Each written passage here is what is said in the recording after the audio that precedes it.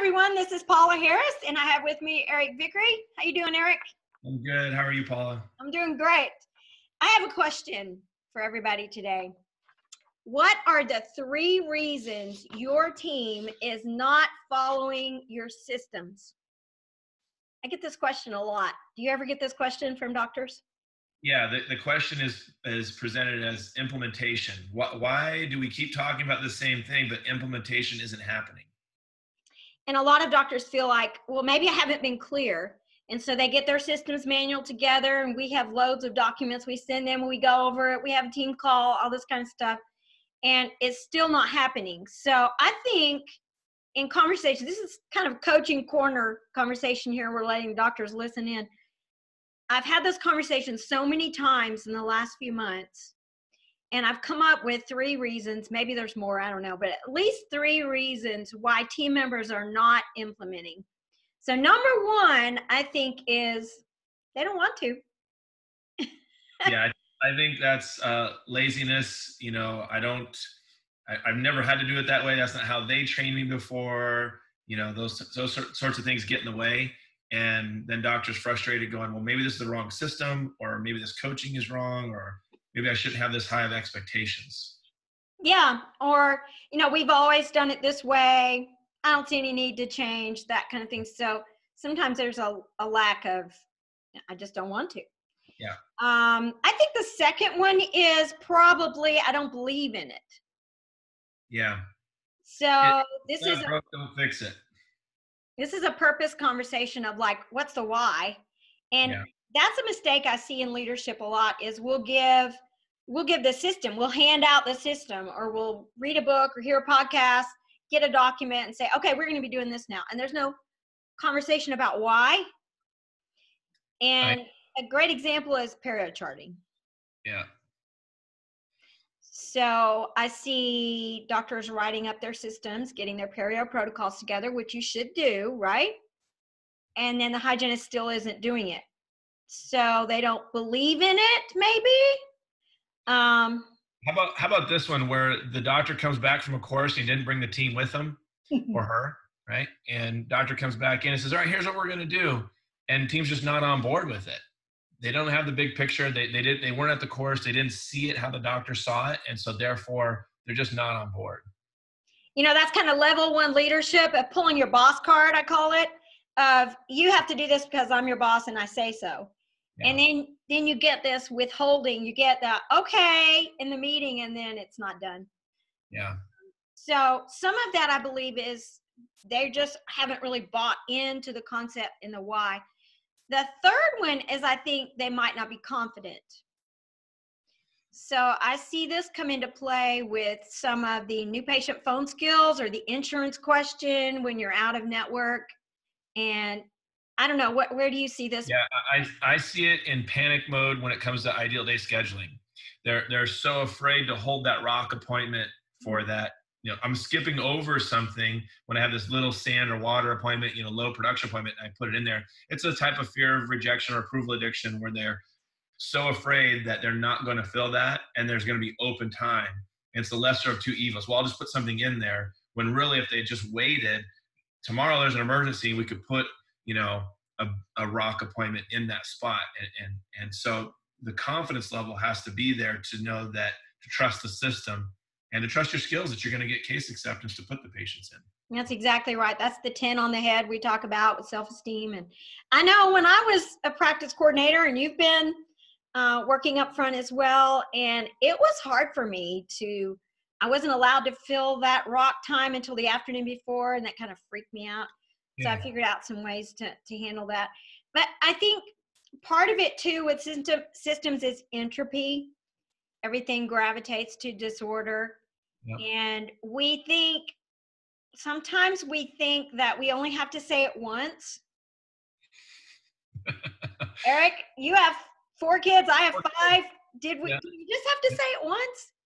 Yeah, no, it's, see, my 20-year-old who's living at home going to college is still hearing it. So, yeah. I mean, wouldn't it be nice if we only had to say it once? That's not the case. So it takes reinforcement. In fact, let's see, studies have shown we have to hear something 7 to 12 times before we know it. And we have to practice it for 21 days.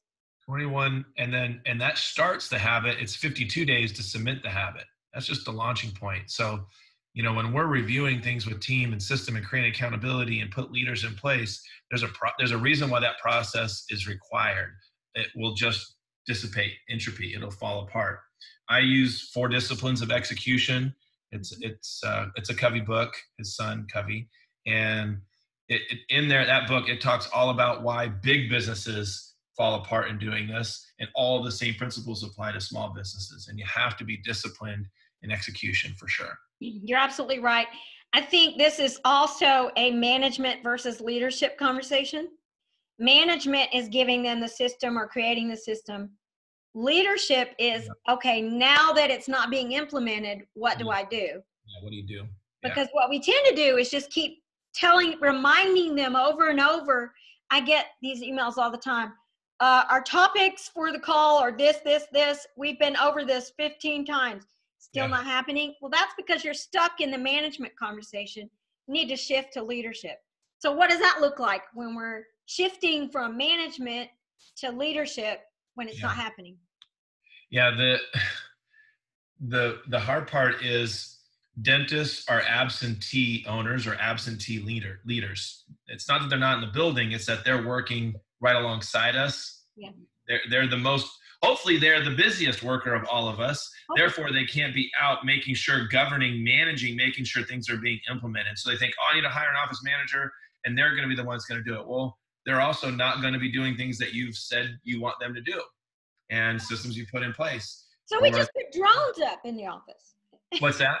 Drones. We just yeah. Let's just, and cameras. Cameras are great too. I can see. Right. Okay. Yeah, pull that up. I'm going to be drilling while I'm looking at my cameras and seeing what's happening. So, yeah. So what you have to do is you have to then empower team members to want to do this instead of telling them what they need to do.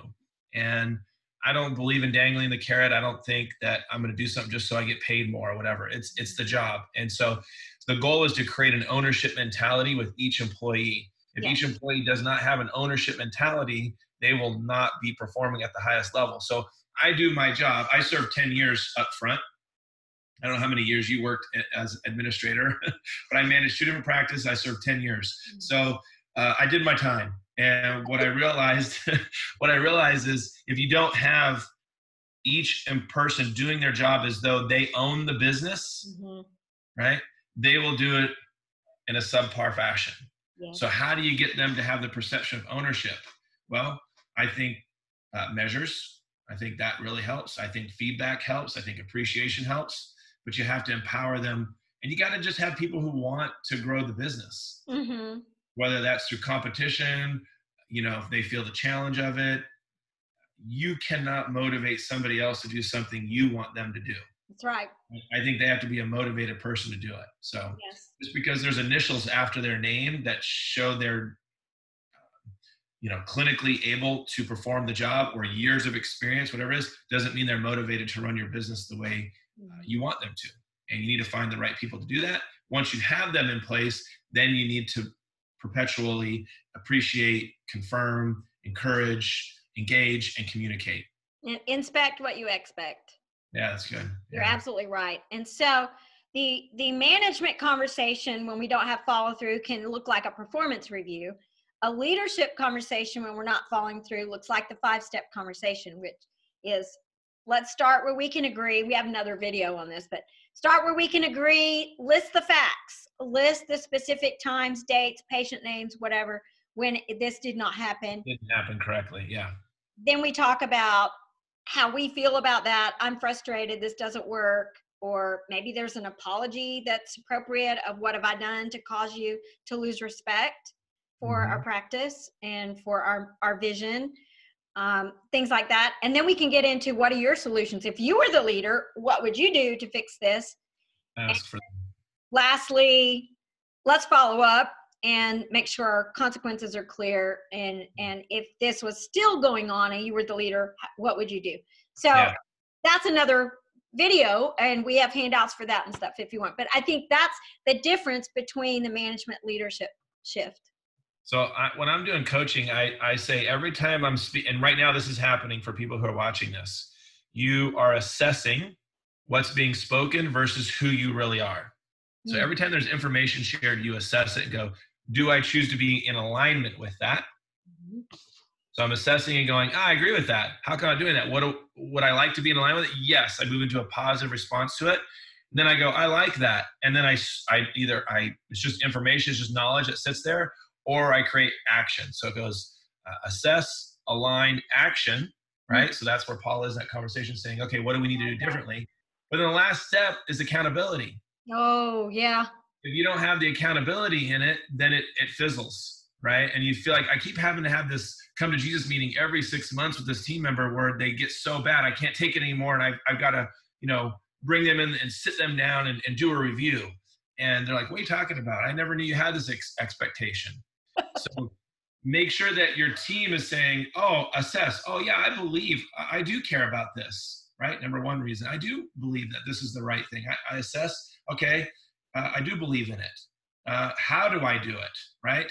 Alignment, I have a separation in what our current reality is with our schedule and how we do it. And how do I know how to do that, right? So get the training, and then it starts to do it. Then it's action, and then it creates accountability. And every month we're talking with offices and creating accountability. That's why we have leaders who lead each system, so it helps create accountability throughout the team. Exactly. I have team members who say, oh, I didn't know we were still doing that. He hasn't mentioned it in a while. Out of sight, out of mind. It's like I was kind of hoping that would go away, Yeah. So that goes back to your team meeting agendas and what's on there and reporting and keeping up with your goals and following through and revisiting.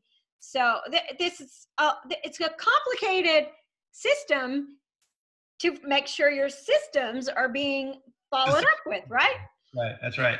In 4DX, 4 disciplines of execution, the ultimate goal is to create a scorecard. And in the scorecard, it could just be a checklist. So I've done scorecards for offices, and they laminate them if they want, what have you.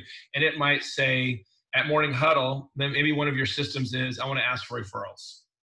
And every office goes, I want to ask for referrals. And it's so easy to forget to do that. And so what they'll do at morning huddles, they'll write the name of 2 people down they're going to ask for a referral. And then next to it, it'll say, did I do it? And then was it a positive response, right? That's one example. Maybe it's doctor wants to do more new patient phone calls before the patient comes in. They'll write the name down and did they do it? They'll actually keep score. And the next day at morning huddle, they report on their score. They're keeping score. Other offices, it's just daily goals, just numbers. And they're yesterday, today, and tomorrow. And so I think scorecards are a great way to create accountability as well. And they're fun to use. And they work for a while, but you got to change it up. You got to do something different. Every 90 days, there's a dip in enthusiasm. That was studied by NASA and Olympic athletes. So we just have to play with that. We have to expect that. That's an entropy follow-up every 90 days, right? Yep. Exactly. Yep. When a new sport starts, like basketball just started for us, we're going to be so pumped. But it's really a good thing that the season ends. If it was just perpetual and it never ended, there wouldn't be that excitement to continue to play. And so having an end to the season creates urgency.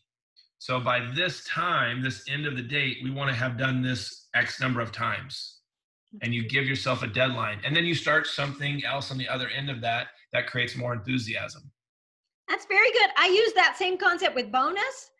Yeah. And if bonus never changes, if it's non-ending, it's just kind of expected, Yeah, it's a very good, very good thing to have in your systems, to be looking at that 90-day accountability and time frame. So good stuff.